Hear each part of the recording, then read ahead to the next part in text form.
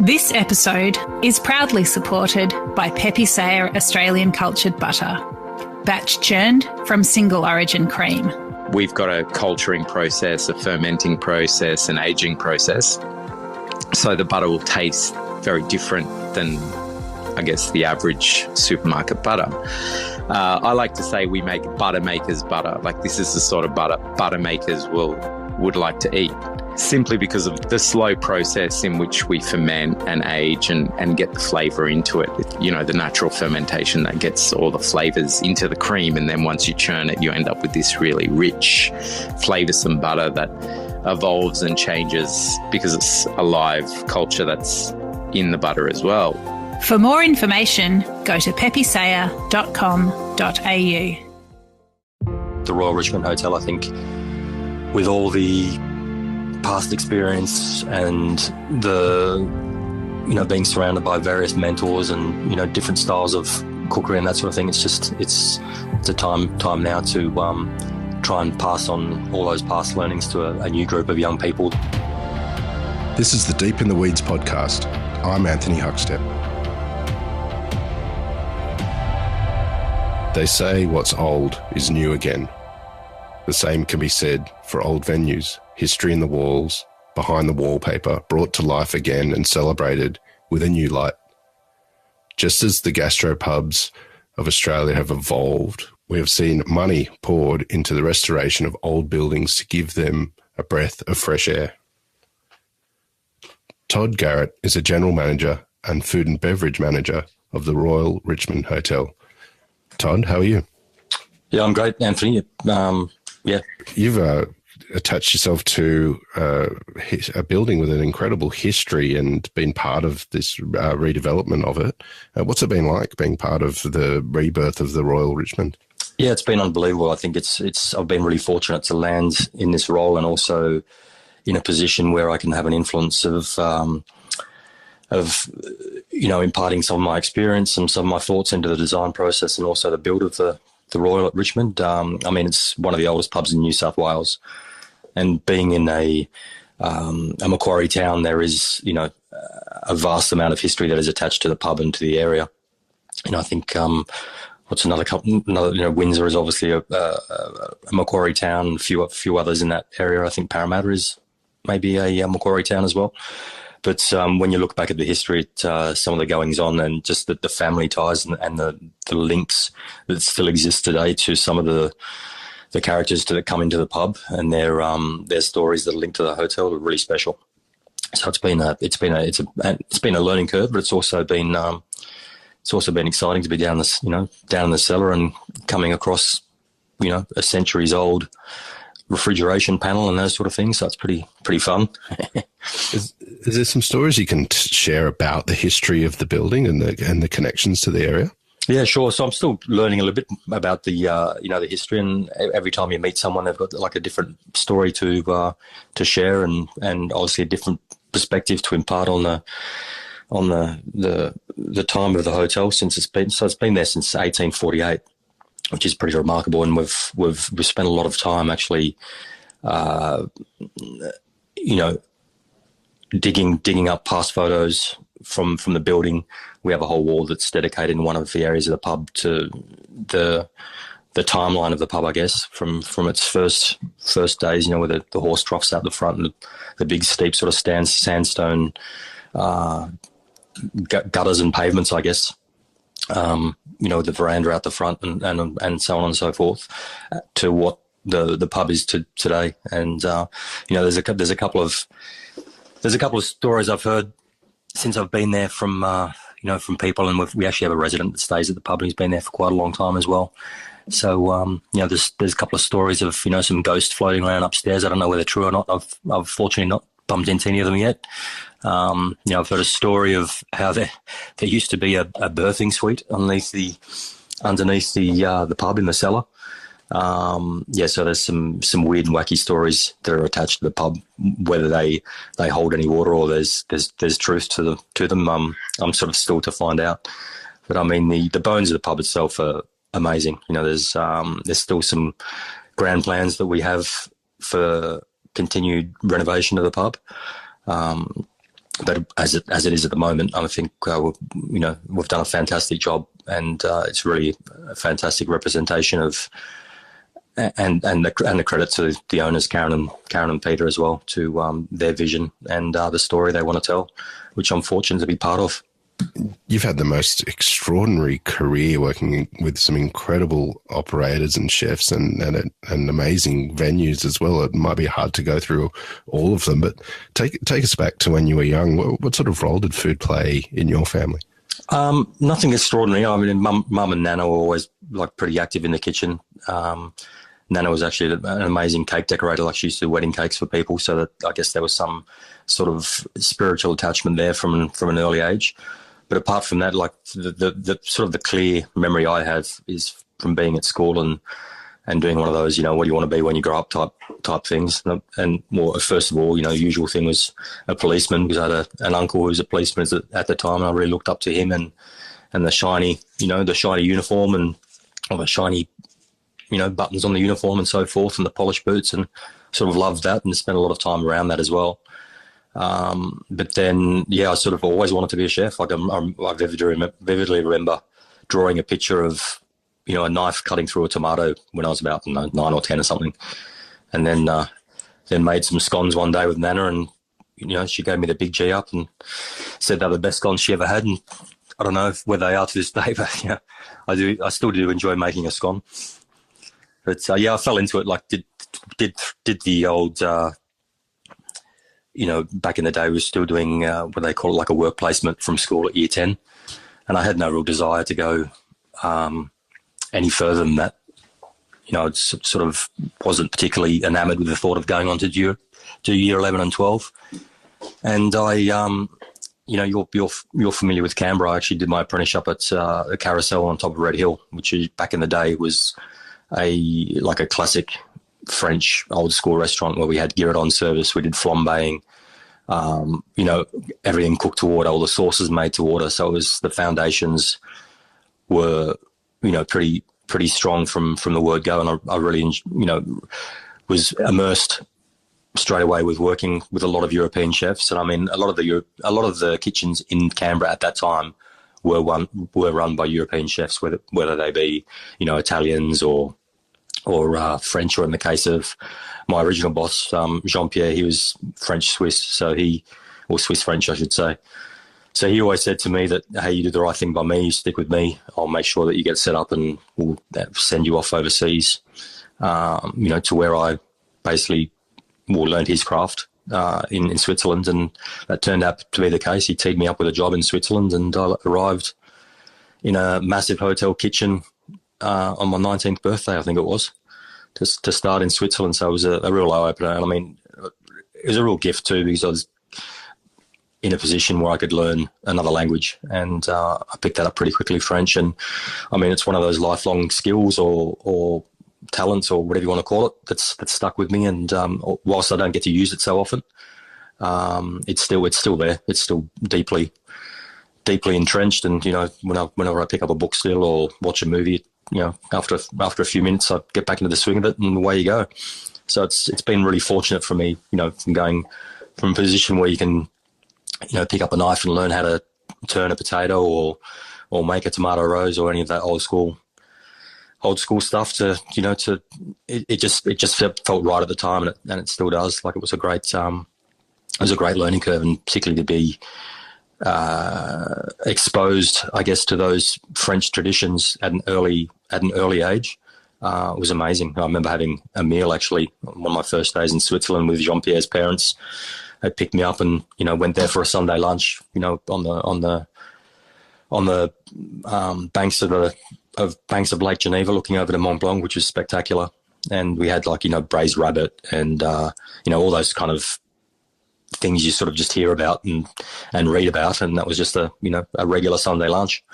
So, I mean, that history and that culture of European cuisine, I guess, is,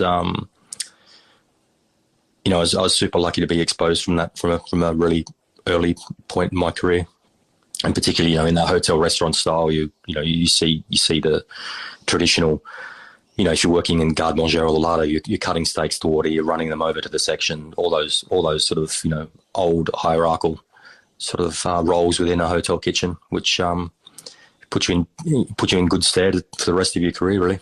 You worked in Michelin star restaurants in Austria and France. What did you take away from those experiences? There was something I always wanted to do. It wasn't until much later. I'd sort of spent a lot of time at Pier. I'd been there for 5 years with your old mate Hodges, which was eye-opening, and Steve and I remain very good friends today. But that was a fairly seminal time in obviously fish cookery also, and being given the opportunity to work in such an amazing establishment and groundbreaking at the time that Pier was. I was married by then. We started a young family. My former partner is from Austria, and we thought we'd take like a sabbatical year and go over and work over there. And worked in some time in some Michelin establishments there. Some good, some not so good. Particularly the Austrian experience, I thought was a standout. I was working in a place called Obertauern, which is in the county of Salzburg, in a 2 Michelin star place, so run by some brothers who'd been there for many, many years. Obviously, been in their family for many, many years, and it's just that experience of kind of almost being cooped away. You get up in the morning and you trudge through the snow to get to work. It's still dark. You fire up the stoves. It was very, very modern still. Like this is back in 2000, so it was very progressive food by then. But just to see the way that that training and that almost like military precision is applied to everything that's done, whether it's the receival of goods, the storage. I mean, all those things that are taken for granted in kitchens, really of a good caliber. But I mean, it's just a real eye opener to be exposed full time to amazing produce that's coming directly from farms, or like a cellar out the back that's just uniquely there for the storage and ripening of cheese and all those amazing wonderful things that you get to experience in Michelin starred environments, I think. And then I guess one of the other massive eye-openers for my time there was I got the chance to work in a pastry shop in my former partner's hometown of Hallein in County Salzburg as well.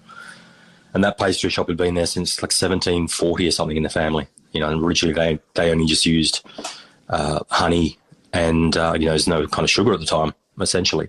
So their trade was in candles and gingerbread, and and Herr Brown, who was the patriarch of the family, who was passing on his trade and his knowledge to his twin sons, had trained under Gaston Lenôtre. So there was this, again, this amazing sort of thoroughbred, I guess you could call it, lineage of pastry chefdom, which I was being exposed to, which was super cool to see as well. And just those traditions and all the sort of things that we don't take for granted in Australia that you get to be exposed to in Europe. So I'm, I love that whole part of my career. You mentioned Pier, and you spent 5 years as head chef there, one of the most influential restaurants in Australia's history, with incredible alumni that have done all sorts of things. And you mentioned Steve Hodges. Take us back to that time. What was it like for you in that role? It was a very steep learning curve. Greg and Steve were very rigorous in what they wanted to do and the story they wanted to tell. And I guess when you compare to, take for example, to what Josh is doing now at Fish Butchery in St. Peter and Charcoal Fish, like, his what he's doing now is version, God knows what. It's really, breathtaking what he's doing and groundbreaking and boundary pushing.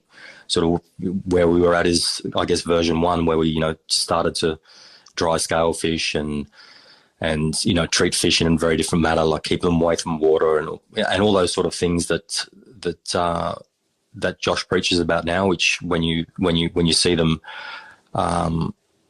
many years down the track, you realise that we're really onto something back then. And I mean, through the networks that were created back then too, with John Sussman, with Flying Squid, all those guys, obviously know John very well. They've done so much, particularly for the seafood industry, and bringing greater recognition and greater importance to our seafood stocks. I mean, even back then, some of the products we saw back in the day, and I'm talking this is back in like this must have been like 90, 91 or 92. Like some of that product you just don't see anymore, unfortunately, because it's been, the resources have been poorly managed or the stocks are dwindling or whatever. Look, there's been a massive change, but things obviously, the ship's being righted a lot now, but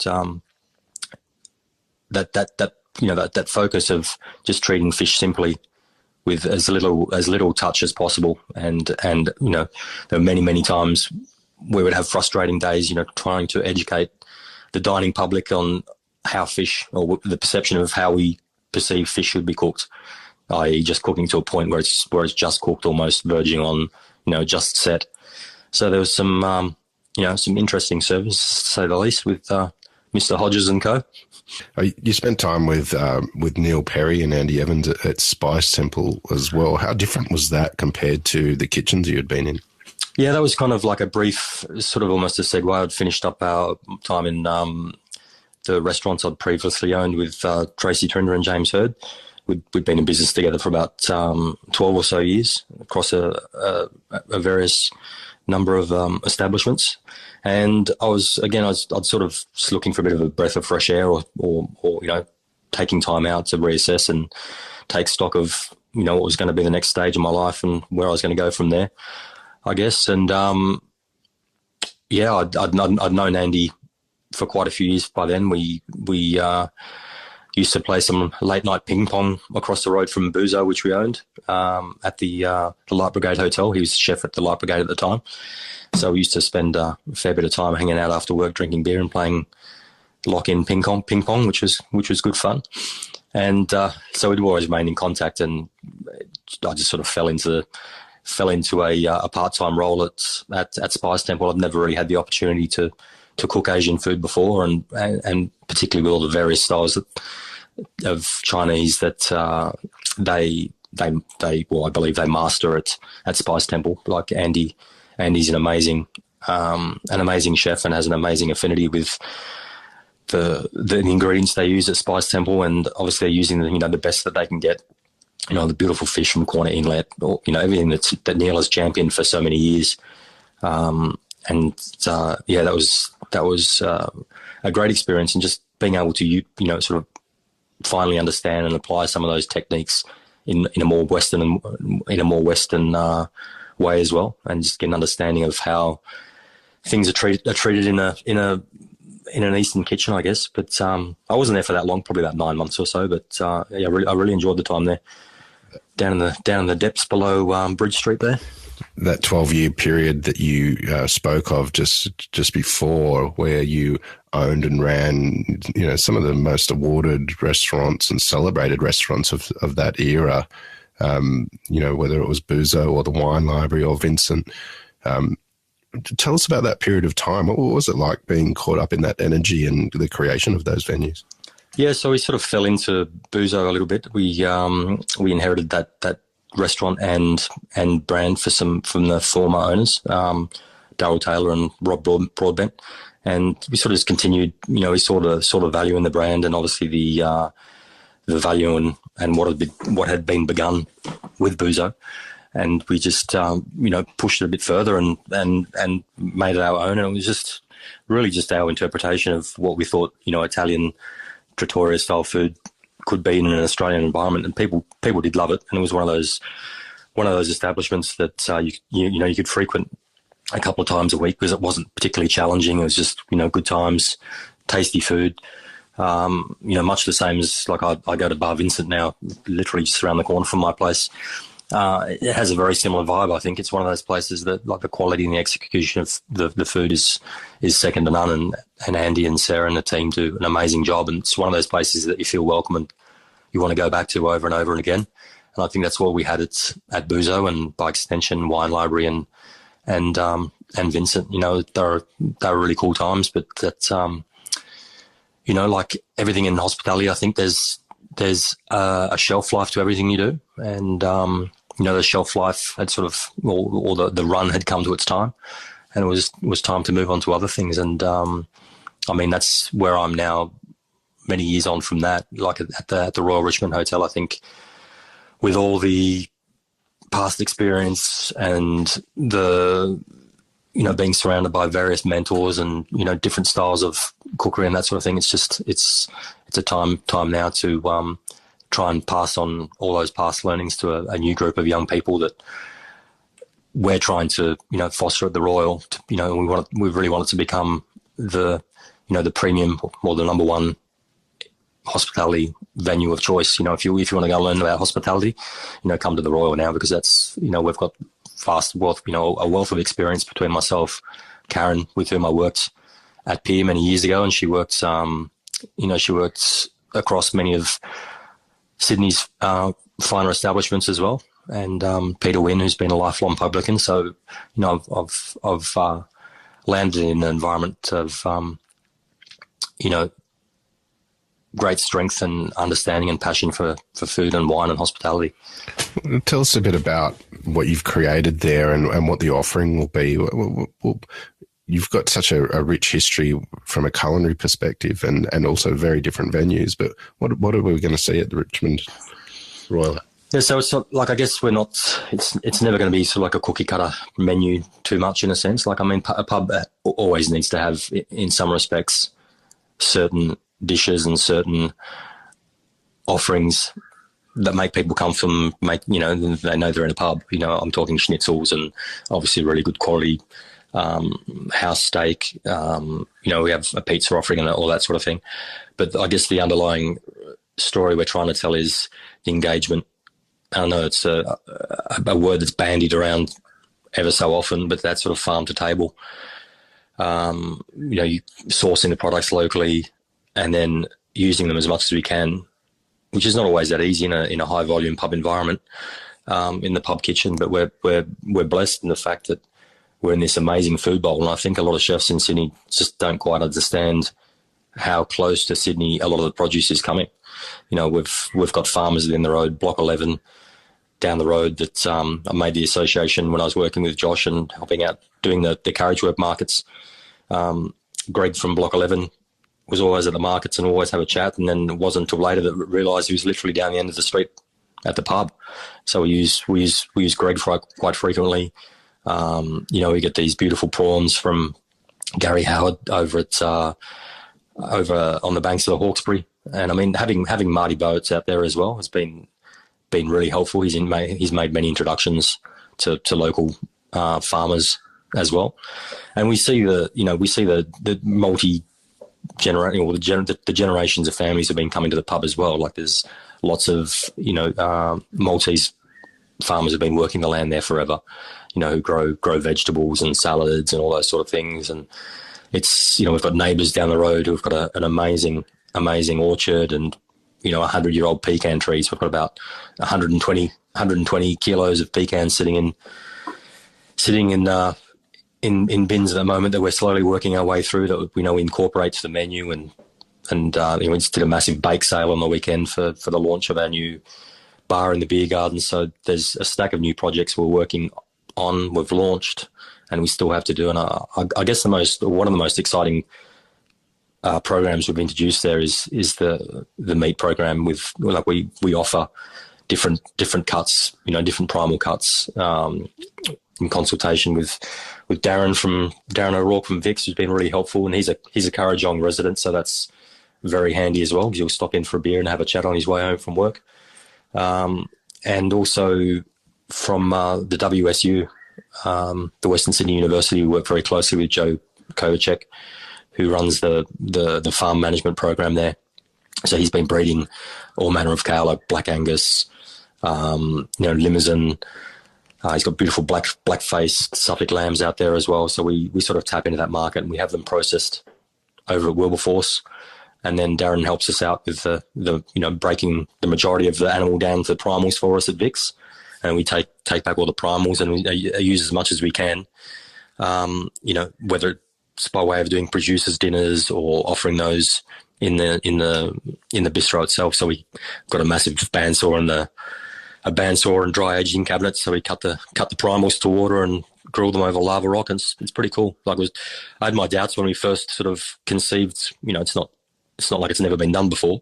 But I mean, in a pub environment on the outskirts of Sydney, and which is predominantly a semi-rural environment, I sort of had my doubts to begin with. But people love it, and they line up for it. So it's a bit of theatre as well.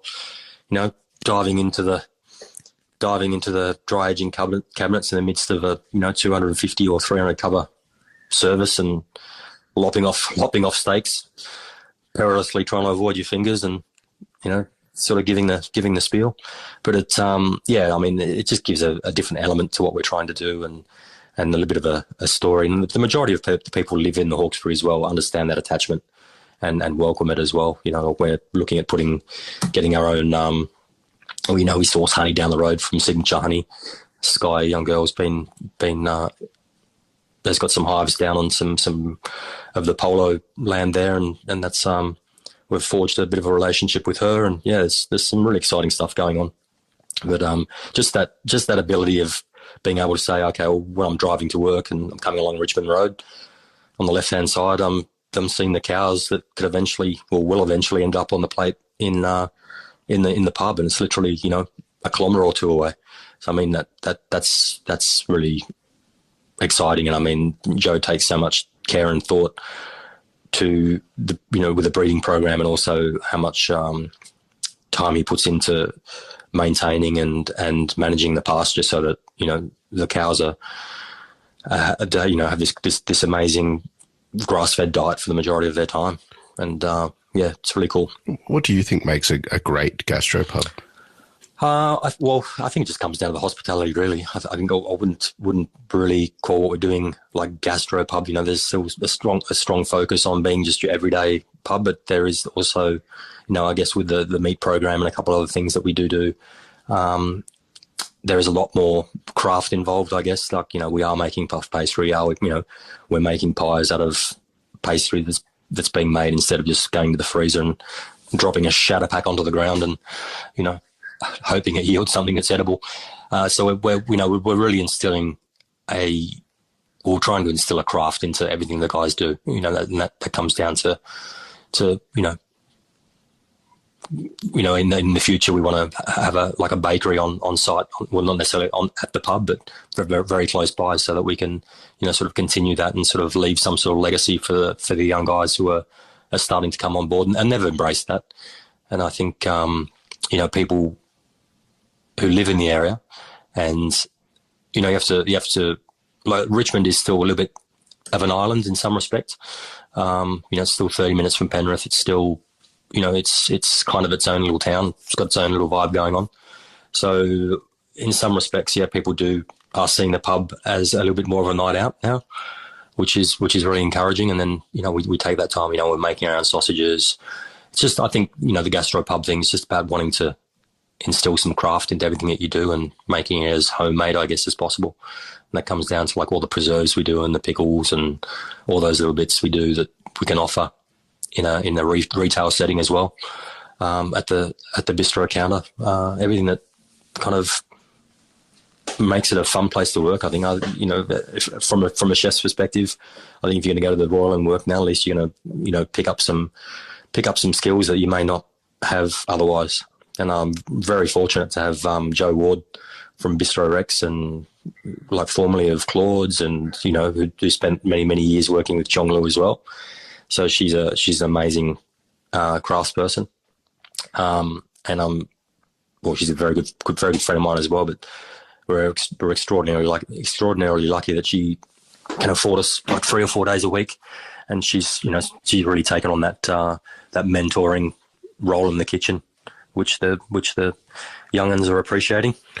The last 2 years have had an incredible impact on everyone on the planet and those in the hospitality sector. What sort of impact has sinking your teeth into this project had on you during this time?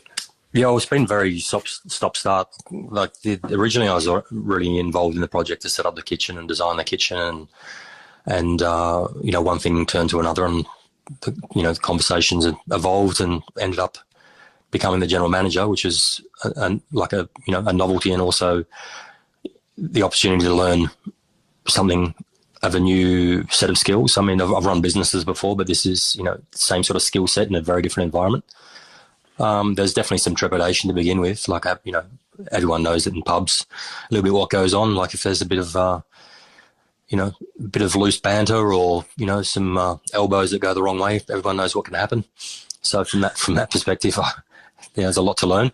But, for the majority of, the people are very well behaved. I was a little bit concerned when I first started there. Like I'm not the biggest guy. I'd never be able to jump into a ring with anyone, nor would I want to, nor is that my role either. But I mean, there's some big individuals out there that can be a little bit intimidating sometimes. But it has been stop-start. Like obviously in that area, there's been COVID. We're really lucky in the sense that we retained a lot of the staff, even post this last, this other lengthy lockdown. We only lost about 1 or 2 staff members out of about 40, which is incredible. Which means I think that the staff are really buying into what we're trying to do, and they're part of, they want to be part of the story and part of the growth. And they, for the guys who are looking to make a career in hospitality, they're sinking their teeth in, which is awesome to see. But in amongst that, we've had the floods. Had the big floods back in when was that? In probably April, I think, or around that time. And then the fires, prior to the pandemic as well. So it's a very resilient community out in Richmond. Everyone sort of jumps in and helps each other, and we've tried to do our best by supporting like a lot of the local organisations, the RFS, particularly with the Freeman's Reach RFS. We have a really good association with them now, and we organise events to help raise money for them, and it's all about that's I think one of the major roles of a pub is that real community engagement. We're fortunate enough to be in a position that we can host events and push forward certain stories that we think are valid and worthwhile and worthy for the community. So I mean that's the majority of the work that I do now is sort of that community engagement and creating events and other sort of activities where we can, like foster relationships and get that return clientele coming back. You've had an extraordinary career, and there's venues that we just haven't even had a chance to even mention during this conversation that you've been part of. But what is it that you love about what you do? I think it's just the diversity of the role. I mean, I don't think I've ever really worked I've always been a hard worker. I've never been shy of doing the hours or putting in the time, but this role is really something that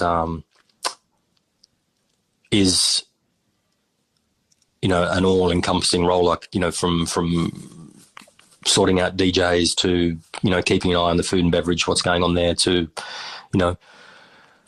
working on the wine program and the cocktails and training and project managing renovations, all that sort of stuff. Like I just love being engaged, like all the senses being engaged and having my fingers in many pies at once. So, whilst you definitely make mistakes and errors are made, you're learning all the time. And I mean, at for the time that I've been in the industry, that's the thing that excites me the most, is the continual learning process and the ability to keep on learning. I mean, I haven't lost my passion to cook or to be involved in the kitchen, so I'm really fortunate from that respect as well to be able to dip my toes in there every week and help out with the Sunday roast and all those things, all those little bits and bobs, and hey, I want to do this on the menu this week. Can we try doing this? And just get me the ingredients together, and we can make some pastry or we can make some donuts or whatever it is. But it's at least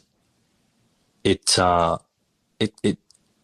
engages everyone, the whole kitchen get involved, and it keeps me sort of in touch with that side of things. And I think it's a role that you could do this role in the city, but it would probably be more just purely admin, I think. Whereas this, it's very hands on, so to speak. Still, from the hospitality perspective of, engaging the guests and, going around and having a chat with them every day and, shooting the shit, so to speak, to, the finer points of, working out contracts to do with beverages and all that sort of stuff. So it's a really cool job. I love it. Well, the redevelopment and what you've created there in one of Australia's, most important pubs in a historical sense is pretty extraordinary, and I look forward to seeing what you do over the next year with it. We've loved having you on Deep in the Weeds today to hear a bit of your story, Todd. Oh, my pleasure. Thank you. Please keep in touch, and we'll catch up again soon. Will do. Cheers, Anthony. This is the Deep in the Weeds podcast. I'm Anthony Huckstep. Stay tuned as we take a deep dive into the lives of the incredible people who ply their trade in the food and hospitality sector. Special thanks to executive producer Rob Locke for making this all happen. Follow us on Instagram at Deep in the Weeds Podcast, or email us at podcast@deepintheweeds.com.au. Stay safe and be well.